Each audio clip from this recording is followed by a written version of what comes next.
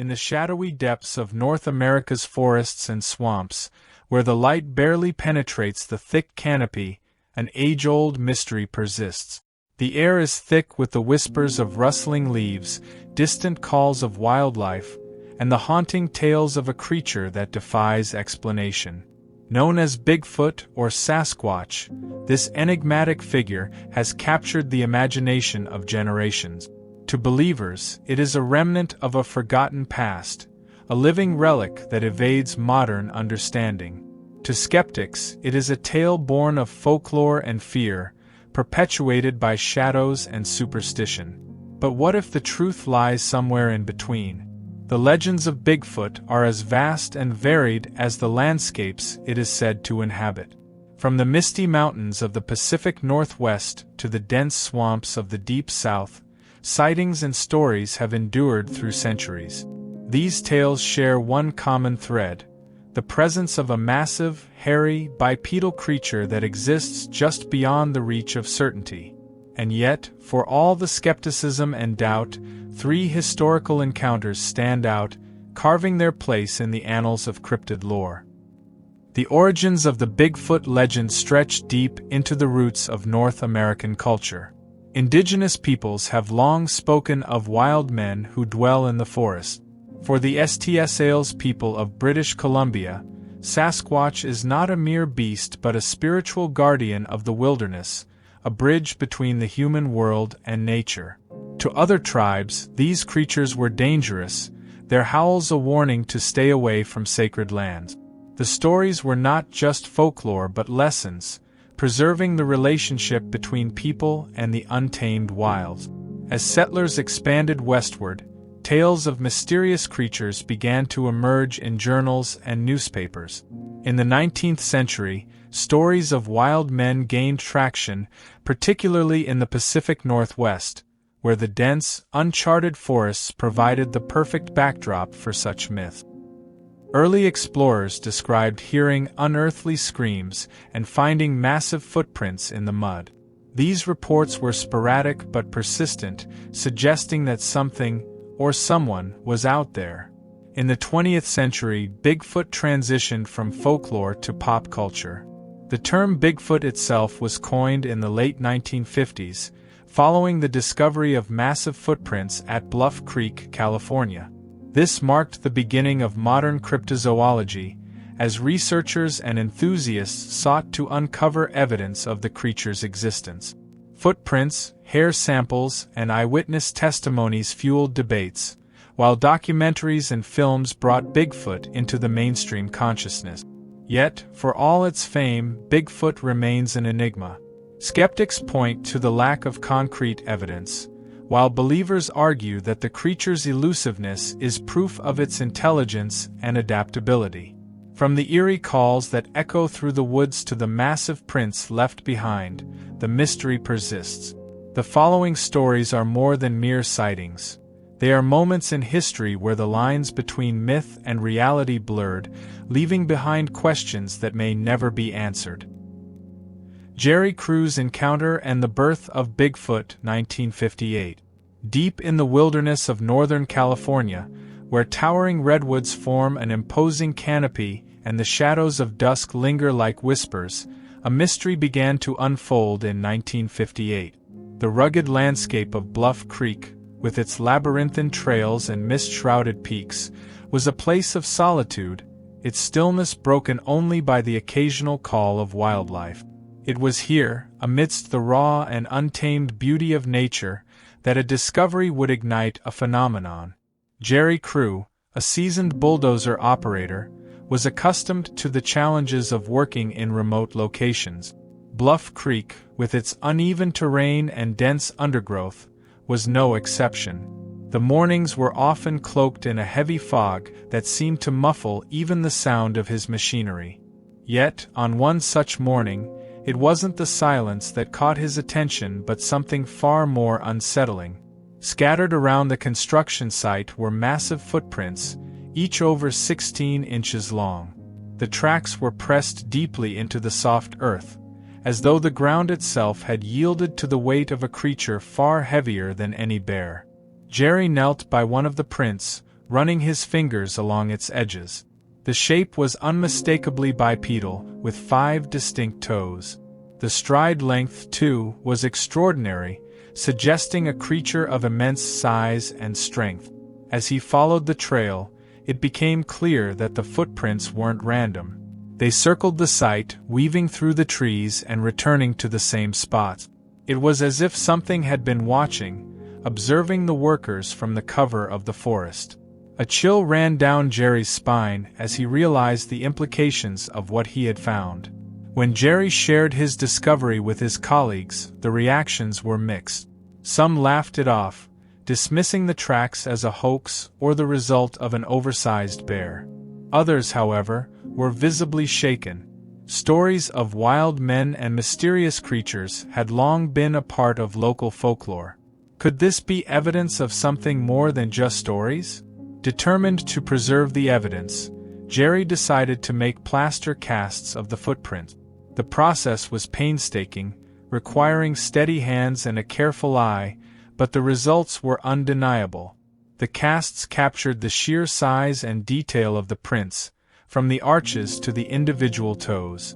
With these in hand, Jerry took his story to the local press. It wasn't long before the story of Jerry Crew's discovery spread beyond the small community of Bluff Creek. Local newspapers ran headlines that captured the imagination of readers. Giant footprints found in Northern California. The tale quickly gained traction, catching the attention of national media outlet. The name Bigfoot was first coined during this media frenzy, a moniker that was as simple as it was evocative. It replaced older terms like Sasquatch, which had been used in Native American lore, and gave the creature a modern identity. Articles described the footprints in vivid detail, speculating about the nature of the creature that could have made them. The casts became symbols of the unknown, tangible evidence of something beyond explanation. One particularly notable piece ran in the Humboldt Times, a local newspaper that was among the first to report on the footprints. The article, written by Andrew Genzoli, referred to Jerry Crew as a mild-mannered man with no intention of stirring controversy. Genzoli's report described the footprints as both fascinating and unsettling, sparking widespread curiosity. As the story spread, so too did the legend of Bigfoot. People across the country began to share their own tales of encounters with strange, hairy creatures in the wood. Hunters claimed to have heard unearthly howls echoing through the trees, while hikers reported seeing fleeting glimpses of something massive moving between the shadows. The casts became a media sensation, drawing the attention of both believers and skeptics. They were displayed in local shops and community centers, where crowds gathered to marvel at the evidence.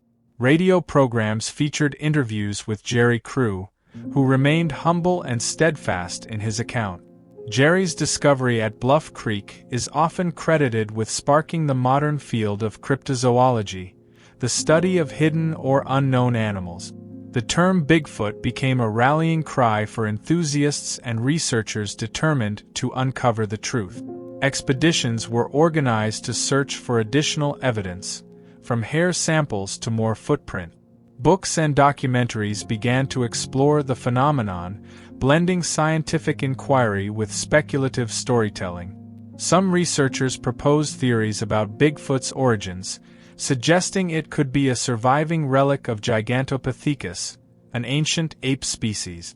Others believed it to be a hoax, perpetuated by pranksters or misidentified wildlife.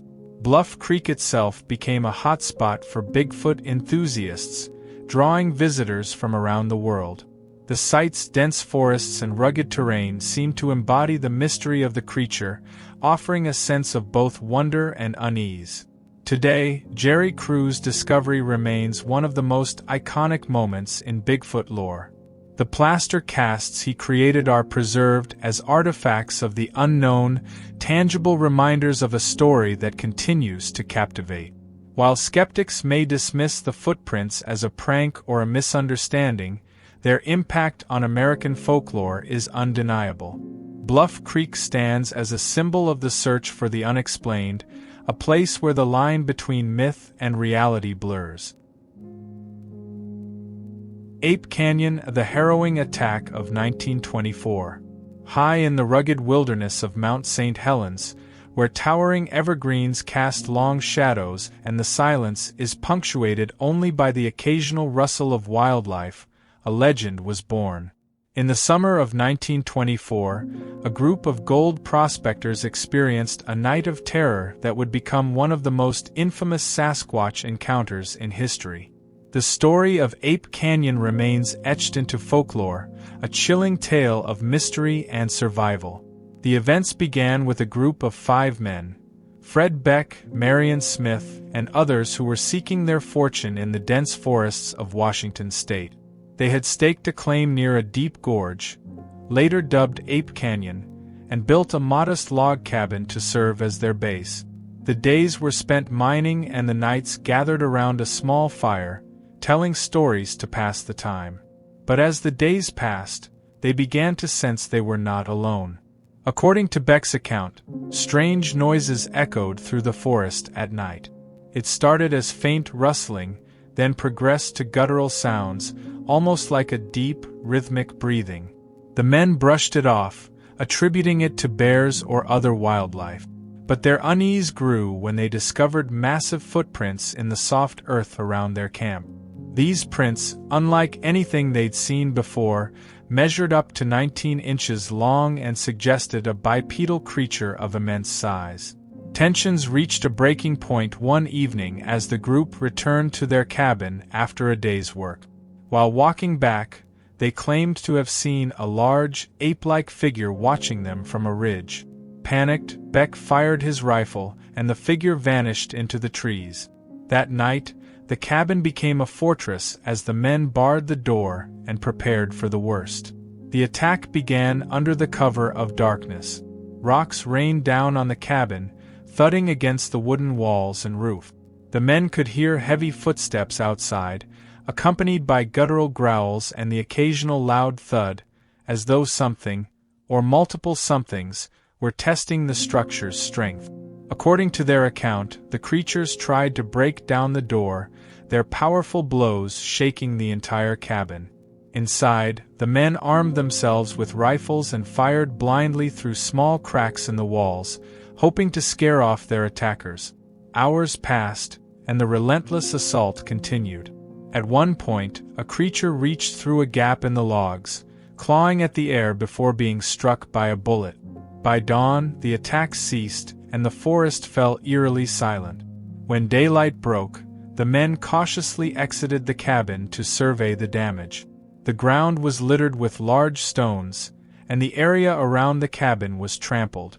Although they claimed to have injured or killed one of the creatures during the attack, no body was found. Terrified and exhausted, the prospectors abandoned their claim and retreated to civilization. News of the encounter spread quickly, capturing the imagination of the public. The story was first reported in the Oregonian on July 16, 1924, under the headline "Prospectors Report Attacks by Ape-like Creatures." The article detailed the men's harrowing experience and their descriptions of the creatures, which they referred to as mountain devils or ape men.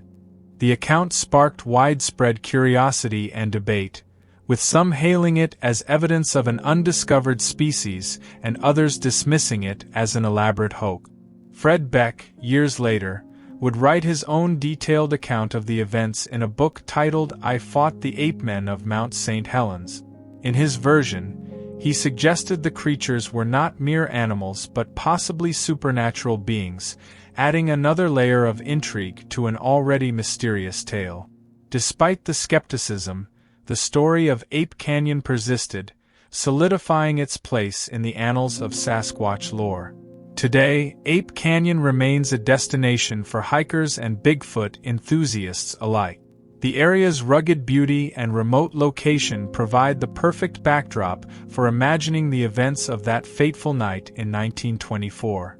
While skeptics argue that the attack was likely the result of misidentified wildlife or even a prank gone wrong, believers point to the consistency of the men's accounts and the details reported in contemporary media as evidence that something extraordinary occurred.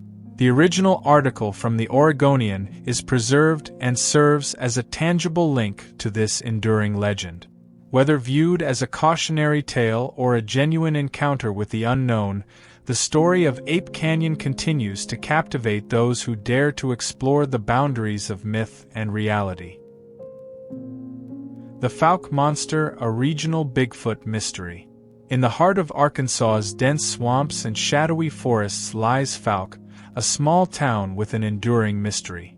The Fouke Monster, a creature described as massive, hairy, and human-like, has stalked the imaginations of locals for decades. While many see it as an isolated phenomenon, the Fouke Monster shares striking similarities with Sasquatch folklore, suggesting it may be a regional iteration of the legendary Bigfoot. The most infamous encounter occurred in May 1971, when Bobby and Elizabeth Ford's rural home was allegedly attacked by a large, bipedal creature. According to the Fords, the monster attempted to break into their house, even reaching through a window. Bobby Ford was later treated for minor injuries at the hospital, claiming he had been knocked down by the creature during the ordeal. The incident sent shockwaves through the small town of Fouke and caught the attention of local newspapers, including Texarkana Gazette and Texarkana Daily News. Journalist Jim Powell's detailed reporting introduced the term Fouke Monster, cementing the creature's place in American folklore. Witnesses described the Fouke Monster as over 7 feet tall, covered in dark, matted hair, and emitting a strong, foul odor. Its glowing red eyes were said to pierce through the darkness, adding an air of terror to the sightings. Large footprints, measuring up to 17 inches long, were discovered near the Ford property, fueling speculation that the creature was more than a figment of imagination. These characteristics bear a striking resemblance to Sasquatch legends that have persisted across North America. Like Bigfoot, the Fouke Monster is described as a shy, elusive creature, typically seen fleetingly in remote areas. The oversized footprints and bipedal movement further strengthen the connection, suggesting that the Fouke Monster could be a regional variation of the same enigmatic species. This idea is supported by cryptozoologists, who argue that environmental and geographical differences could explain the minor variations in appearance and behavior reported in different regions. However, the Fouke Monster stands apart in several significant ways. Unlike the more reserved Sasquatch, the Fouke Monster is portrayed as aggressive. The alleged attack on the Ford home is a rare instance of physical hostility in Bigfoot lore, making this creature unique in its willingness to confront humans directly. The swampy, humid environment of Arkansas's Boggy Creek also sets the Fouke Monster apart. While Sasquatch sightings are often associated with dense forests and mountainous terrain, the Fouke Monster's habitat is characterized by wetlands, creating an eerie, almost primordial backdrop for its legend. The media frenzy following the Ford incident brought the Fouke Monster to national attention. Articles and eyewitness accounts began to paint a picture of a town gripped by both fear and fascination. Local residents shared stories of their own encounters, and expeditions to find the creature became commonplace. This growing interest culminated in the 1972 film The Legend of Boggy Creek, a dramatized retelling of the events that blurred the lines between documentary and fiction. The film's success propelled the Fouke Monster into the spotlight, making it an enduring figure in American folklore. Despite the intense media coverage and widespread interest, no concrete evidence has ever been found to confirm the creature's existence. Skeptics argue that the Fouke Monster is the result of misidentifications or elaborate hoaxes, but believers point to the consistency of eyewitness accounts and the physical evidence, such as footprints, as compelling reasons to keep searching. The Fouke Monster's story exemplifies the interplay between local folklore and broader cultural phenomena. While it shares undeniable similarities with Sasquatch, Its unique traits and deeply rooted connection to the folk community give it a distinct identity. The legend endures, not only as a tale of a mysterious creature but as a symbol of how the unknown continues to captivate and inspire. Today, folk remains a destination for those intrigued by the legend. Visitors flock to the area, hoping to catch a glimpse of the creature or retrace the steps of those who first encountered it. For some, it's about the thrill of the hunt. For others, it's about keeping the spirit of the legend alive. Whether seen as a regional Sasquatch or something entirely its own, the folk monster stands as a testament to humanity's enduring fascination with the mysteries that lurk just beyond the edge of the known world. How to meet or summon Bigfoot. For those who dream of encountering Bigfoot, patience and respect are key. Stories suggest seeking out remote, densely forested areas near water, places where human activity is rare. Locations like Bluff Creek in California or Mount St. Helens in Washington are well-known hotspots. Some believe that mimicking the creature's behaviors can draw its attention. This includes making loud calls, knocking on trees with sticks, or leaving out offerings such as fruit. These methods are inspired by reports from past encounters. However, many indigenous traditions warn against summoning Bigfoot too directly. Seen as a guardian of the wilderness, it's said to be a being that demands respect. Approaching with an open mind and a quiet demeanor is often emphasized in these tales. Ultimately, Bigfoot remains an elusive mystery. Whether it chooses to reveal itself may depend not just on where you look, but on how you approach the search.